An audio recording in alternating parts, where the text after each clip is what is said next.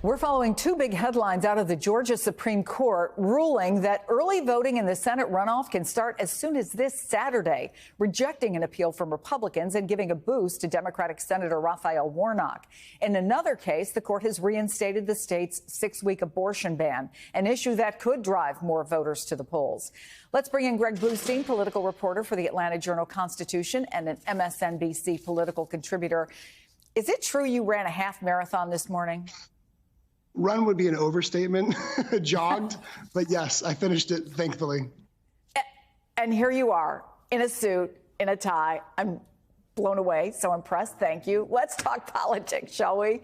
Give us a lay of the land. Is this Senate race still as close as it seems?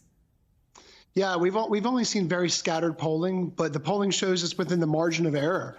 It's a 51-47 race, Warnock up top. But, you know, with the electorate so unpredictable, it's hard to poll these races accurately because we just don't know who's going to show up after Thanksgiving for this December 6th runoff. But I can tell you that Warnock's campaign is fairly optimistic that things are tilting their way.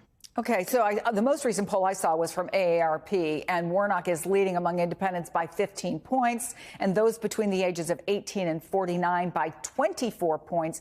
Walker, on the other hand, is leading among those over 50 by 9 points. So what are we going to see between now and that voting that's going to maybe make the difference? Yeah, well, on one hand, you know, the fact that older voters are backing Herschel Walker is a cause for concern for Democrats because those older voters tend to vote disproportionately in runoff elections here in Georgia and elsewhere.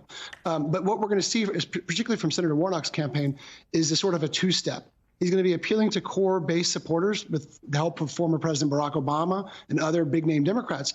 But he's also going after split-ticket voters. 200,000 voters backed Governor Brian Kemp, a Republican, but did not back Herschel Walker in the midterm.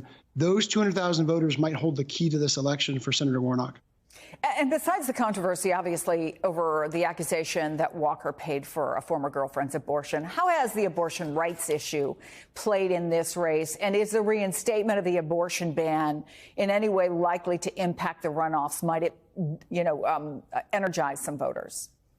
It could. I mean, it focuses attention in Georgia all over again on abortion rights, which was one of the top issues that voters said were motivating their votes. And so now Democrats have this Supreme Court ruling to once again go out and energize their voters. But so Democrats are hopeful that this Supreme Court ruling, although they didn't agree with it, that this Supreme Court ruling could energize voters at just the right time for Democrats.